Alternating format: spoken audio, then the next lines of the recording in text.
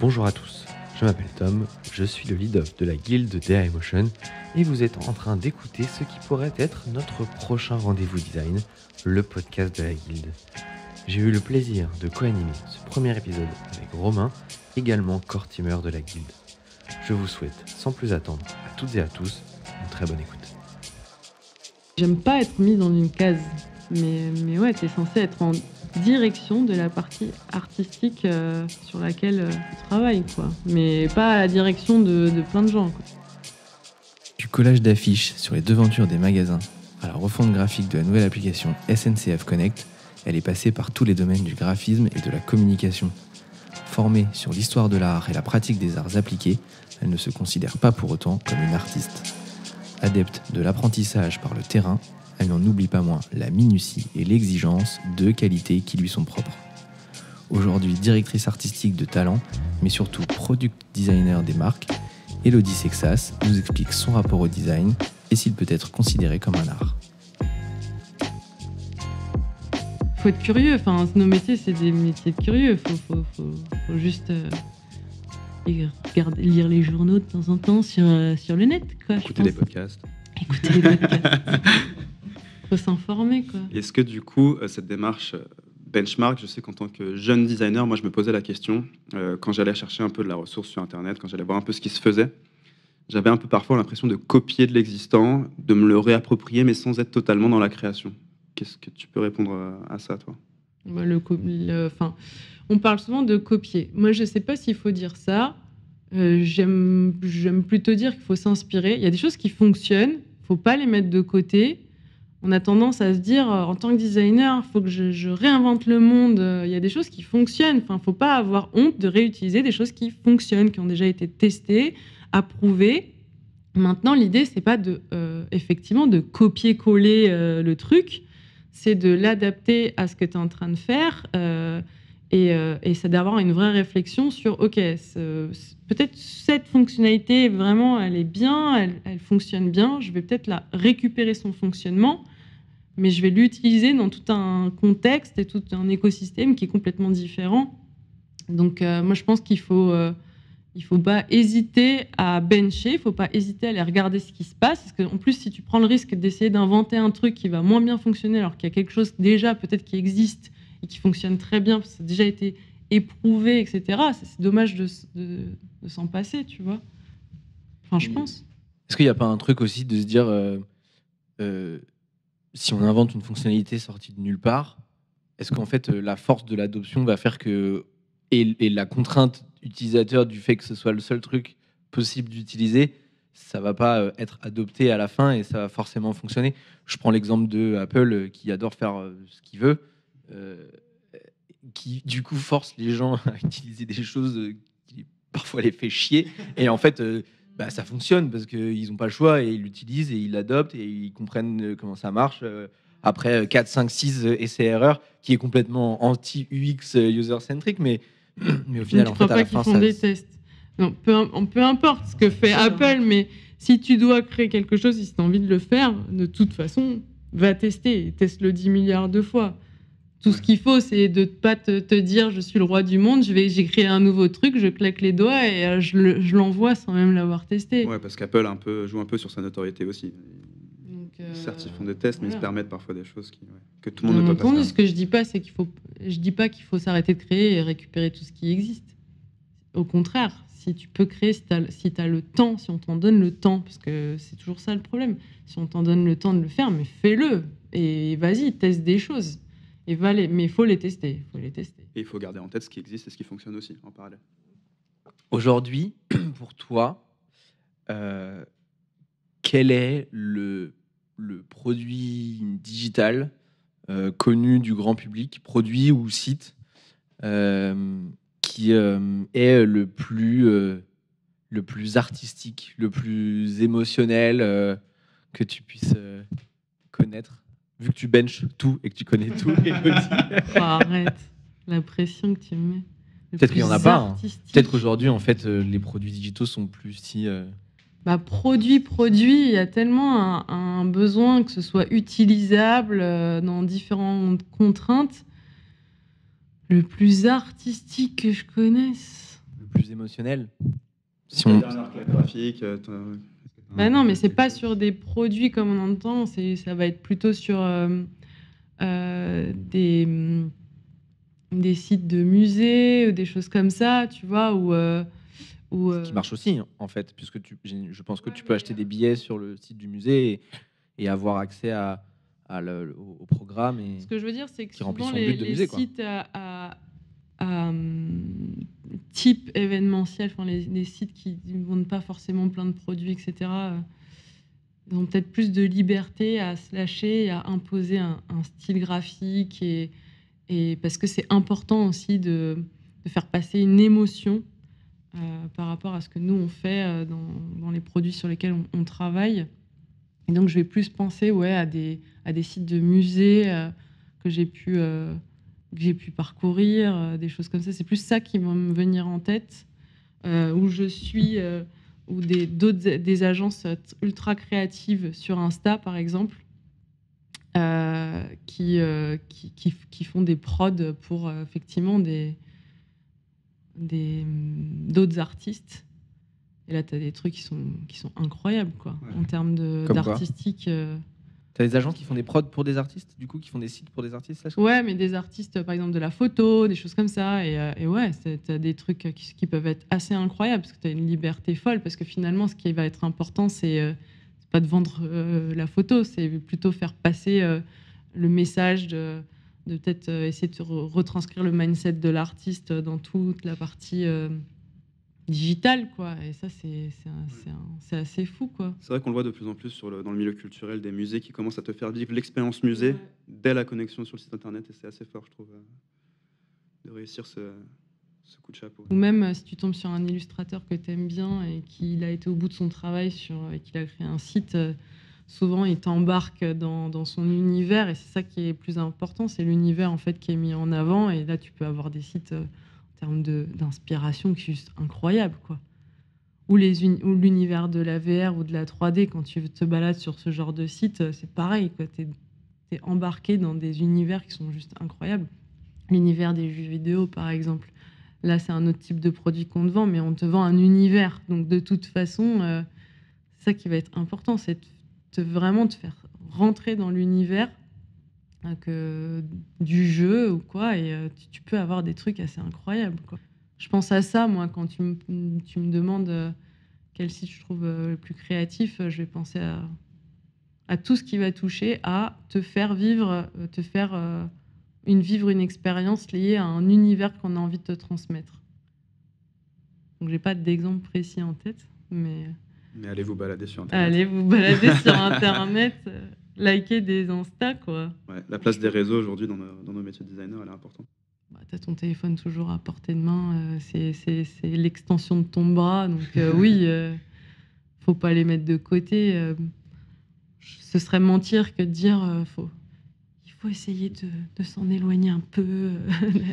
Il faut faire le tri, en tout cas. Il faut faire le tri. Je pense que c'est bien d'avoir des moments où tu coupes, des moments où tu reviens à la vie réelle et que tu observes la vie réelle. C'est ultra important d'observer tout ce qui se passe. Et il faut pas laisser de côté les réseaux sociaux, ça fait partie de notre vie quand même.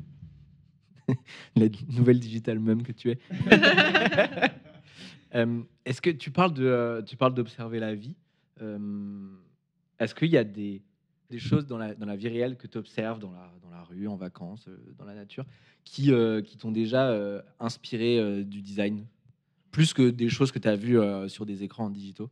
Mais moi, je suis restée une enfant dans ma tête. Moi, je regarde les choses et j'espère que je vais continuer à faire ça avec les yeux d'un gosse, quoi. Moi, je regarde tout. La feuille, la manière dont la feuille qui tombe de l'arbre. Et j'ai toujours été très... je pense que les jeunes enfants que vous êtes dans vos têtes vont se souvenir peut-être de ces années à l'école où vous n'écoutiez pas le prof et vous regardiez plutôt dehors. Moi, j'étais toujours comme ça. Oui. Ouais. Moi, je passe mon temps à vachement observer, que ce soit les gens ou même... c'est un truc tout bête, mais quand tu passes devant un resto ou un tabac, ou peu importe, tu as des affiches peut-être qui datent d'il y a longtemps, qui n'ont jamais été changées, puis tu regardes tout, quoi. Enfin, tu les prends en photo? Et je les prends pas en photo, mais c'est peut-être de la photo visuelle, mentale. Moi, ça m'est déjà arrivé, de le faire. Je regarde tout, je regarde comment bougent les gens, je regarde tout. Moi, j'ai toujours été très observatrice. Être à Plutôt, Paris, c'est une chance pour ça, je trouve. Ah ouais, il y a beaucoup de choses à regarder. Beaucoup de choses à regarder. Il faut juste, à un moment donné, se dire, tiens, si je prenais le temps de m'asseoir et regarder. Et écouter aussi, peut-être, non? Écouter aussi, alors il peut y avoir des situations très drôles, des choses à écouter, un petit peu à tendre l'oreille. Mais moi, je suis plutôt du genre plutôt de la team écouteur, musique, et j'observe le monde avec une musique dans les oreilles. Tu parles de tes yeux d'enfant, donc ça fait maintenant quelques années que tu designes. Oh là là, vous voulez vraiment me... Je voulais revenir sur l'évolution des outils qu'on a à disposition. Tu as commencé sur Photoshop, comme tout le monde, j'imagine. Sur papier crayon. À l'époque, on faisait des sites web sur livre.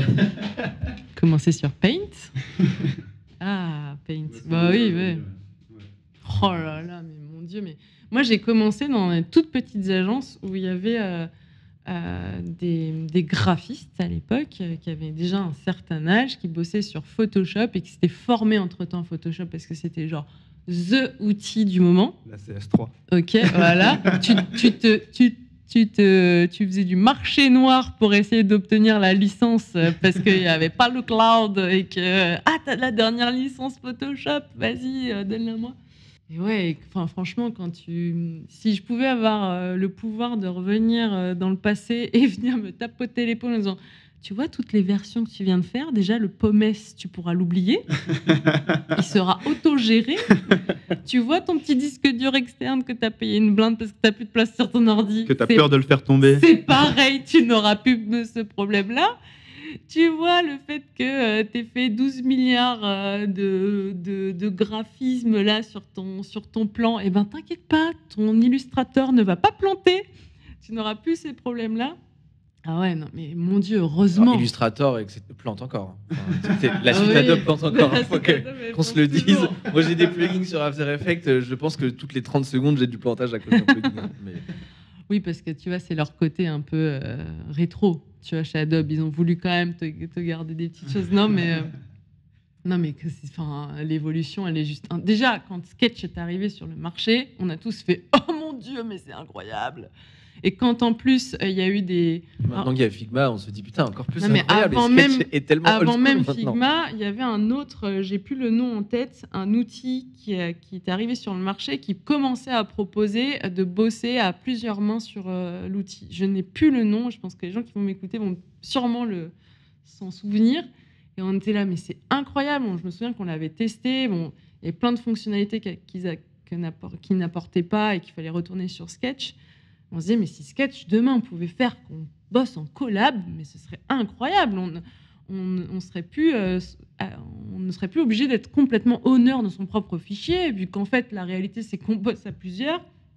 Quand Figma est arrivé et qui a proposé ça, et ce que Figma propose aujourd'hui, même en dehors de Figma, tous les autres outils qu'on peut avoir qui nous proposent la collaboration, comme les Miro, comme tous ces outils-là, non, mais c'est juste, le gap, il est juste incroyable. Et encore, ce que je me dis, c'est, on en est là aujourd'hui. Qu'est-ce que ça va être dans 5 ans ouais. Tu vois, on a l'arrivée de l'IA aussi, avec l'IA qui arrive, etc. En vrai, moi, j'ai hâte en fait d'être dans 5 ans. Ouais. Pour voir et pour me dire, oh là là, tu te rends compte, à l'époque, on travaillait sur Figma. Tu fais partie de ces gens qui pensent que l'intelligence artificielle est un obstacle ou un frein à la créativité?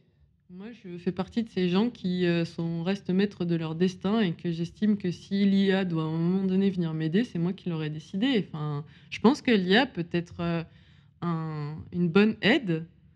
Maintenant, à toi de voir si tu décides qu'elle fasse tout ton job.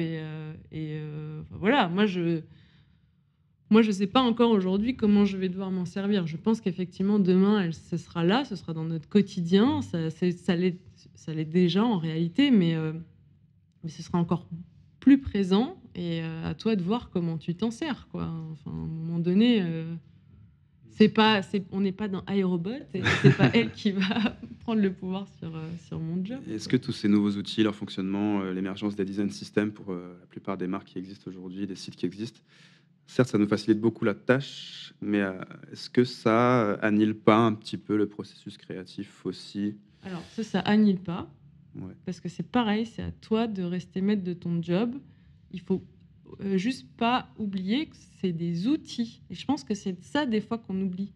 C'est des outils pour nous permettre d'être beaucoup plus synchro tous en tant que designer, surtout quand on est dans des grosses organisations, il y a je sais pas combien de designers. C'est sûr qu'à un moment donné, c'est quand même mieux qu'un design system, que tu es quelqu'un qui vient de vérifier tout ton taf pour dire attends, alors toi, tu n'es pas du tout raccord avec ton collègue de là-bas, etc. C'est des outils vraiment qui sont là pour nous aider.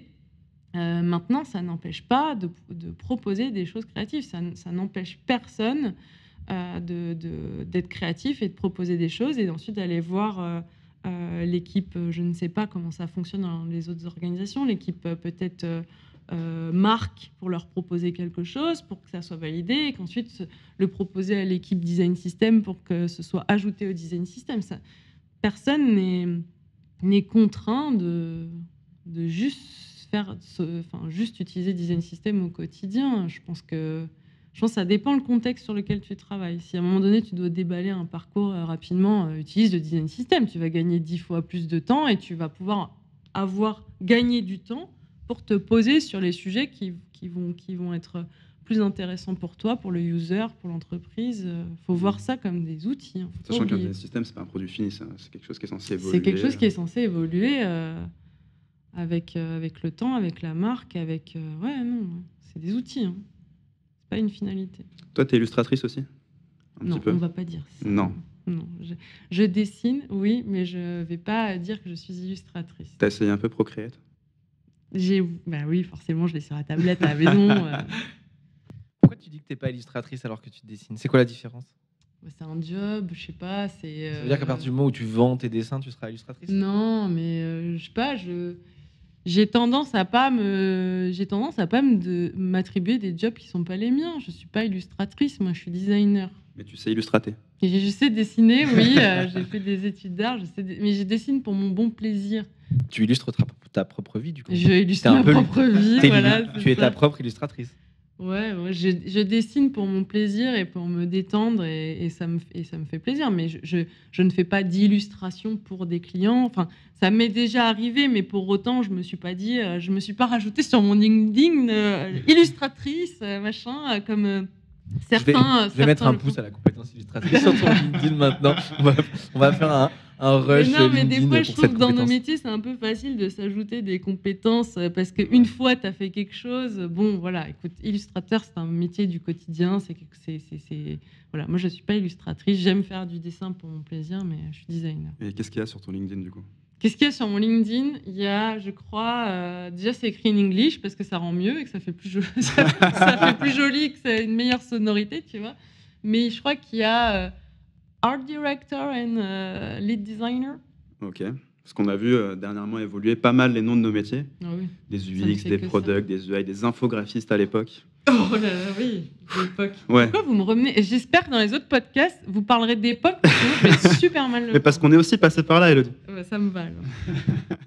Les autres podcasts, ça dépendra des gens. Voilà. Peut-être qu'on aura des plus jeunes, peut-être qu'on aura des plus vieux. Et donc, du coup, là, on parlera aussi d'époque. On verra. Aujourd'hui, tu as dit Art Director. Art Director? Directeur artistique. Directeur artistique. Directeur artistique. Pour les Français. Directeur de l'artistique. Tu sais, c'est drôle, hein, parce que moi, je me suis souvent confrontée à des clients qui me disaient « Ah, vous êtes directrice artistique, vous avez une équipe et tout. » Non, une directrice de personne, moi, une directrice de l'artistique. Mais c'est quoi l'artistique, du coup? C'est toute la partie, finalement, image de marque, quoi. Tu es censé bosser avec, d'ailleurs, l'équipe marque hein, quand tu fais ça, mais ouais, tu es censé être en direction de la partie artistique sur laquelle tu travailles, quoi. Mais pas à la direction de plein de gens, quoi. J'ai obtenu une fois la location d'un appart comme ça, hein, parce que le mec pensait que j'avais toute une équipe de 12 personnes. Moi, je suis là, ah oui, bien sûr, je suis directrice artistique de 24 personnes. J'ai vu un constat. Et j'ai eu la log de l'appart. Voilà. Incroyable, comme quoi, hein, Comme quoi. le naming d'un métier. Est-ce que du coup, pour conclure, on pourrait pas dire que tu es une directrice marque artistique? En fait, je sais pas. Moi, ça dépend les sujets. En fait, j'aime pas être mise dans une case. Donc, c'est pour ça que j'ai mis lead designer. Tu vois, j'ai pas mis designer produit, j'ai pas mis UX UI. J'avais pas envie. Parce que moi, ce qui m'intéresse, c'est le sujet en fait. Là, en ce moment, je travaille sur une mission. Je suis senior project designer. Et quand j'étais chez SNCF Connect, j'étais DA sur le DA digital. Et peut-être demain, je suis autre chose. Enfin, faut pas se. Il y a une différence entre DA et DA digital? Bah oui, tu travailles dans le digital. Est-ce que je veux dire la DA globale? Parce que tu as la DA qui peut être liée à la musique, c'est pas la même chose. Je pense que c'est important de le préciser quand même parce que souvent je me suis retrouvée dans des soirées, ah t'es directrice artistique, oui, et en fait on a l'impression que t'es directeur artistique de, je sais pas, dans des métiers d'art, comme je sais pas quel métier, je sais pas ce que tu veux dire. ou dans de la musique ou dans du cinéma ou quoi. Non, je suis dans le digital. Moi. La DA digital chez SNCF Connect, par exemple, puisque c'était l'exemple que tu citais, est-ce qu'elle ne dépend pas de la DA globale de la SNCF aussi? C'est un pendant, j'imagine. Elle dépend de ce que veut dire demain l'entreprise, la marque, quel message ils veulent faire passer, etc. Elle dépend de plein de choses, bien entendu. Tu peux pas faire une DA digitale complètement éloignée de la DA globale SNCF? Non, la DA doit être la traduction des ambitions de l'entreprise, c'est sûr. Surtout sur des entreprises comme ça, elle doit vraiment venir traduire les ambitions d'entreprise. Et de l'entreprise et du projet sur lequel elle est en train de travailler, puisque c'était une grosse refonte d'application, j'imagine. Et la question de base, c'était qu'est-ce que j'en pense? Ouais, ça pousse comme des champignons. Ouais. Des fois, je me dis, oh là là, c'est quoi maintenant ce nouveau truc qui est apparu? Des fois, je sais pas quoi en penser. Je me dis, oh là là, c'est encore un opportuniste ou une opportuniste, tu vois, qui se dit, tiens, je veux me démarquer du marché sur mon LinkedIn et qui invente un nouveau truc. Que finalement, le mieux, c'est de rester dans la tendance et que si UX est à la mode, tu mets UX sur ton profil. Si Product est à la mode, tu mets Product. Je sais pas, des fois, je pense qu'on a tous déjà eu cette réaction de se dire, mais c'est quoi encore ce truc bullshit là qui vient de sortir? Appelons ça un chat, enfin. C'est peut-être parce que notre métier est difficile à définir. Hein. Ouais, mais voilà, et en fait, au fur et à mesure, le métier t'en vient à un moment donné à avoir cette compétence-là sur ton projet. Et tu dis, ah ok, d'accord, j'ai compris, ok, d'accord. Voilà, je pense que c'est normal que ça évolue, c'est normal que ça se spécialise. C'est parce que si c'est les demandes du marché, c'est les demandes clients, c'est en fonction aussi des besoins. Et je pense que c'est bien la spécialisation parce qu'on ne peut pas être bon en tout et on n'a pas le temps de tout faire. Donc il faut déléguer, il faut qu'il y ait des compétences dans plein de domaines différents. Et si ça te permet de pouvoir, toi, te focaliser sur des choses qui te parlent plus à toi et de déléguer, tu vois, comme tu disais, tu parlais beaucoup de bench. Moi, aujourd'hui, j'ai la chance d'avoir product manager marketing. Tu vois, avant, combien de fois ça nous est arrivé en tant que designer, donc on nous donne le job à nous de faire le bench. En fait, il y a des techniques de bench, en fait, c'est un job, tu vois, finalement à part entière, de savoir bien bencher, surtout sur de la data, de la donnée de marché, quoi. C'est cool, tu vois, d'avoir des gens dont c'est le métier aujourd'hui, qui peuvent t'apporter tout ça. Bon, au-delà de chercher de faire du bench, ils apportent beaucoup plus que ça, mais c'est vrai que moi j'ai connu un moment où on demandait aux designers de tout faire, quoi. Tu vois. Designer 360. Ouais, c'est ça. Le 360. Le fameux mouton à 5 pattes. C'est ça. C'est vrai que nous, c'était un peu un tic de langage.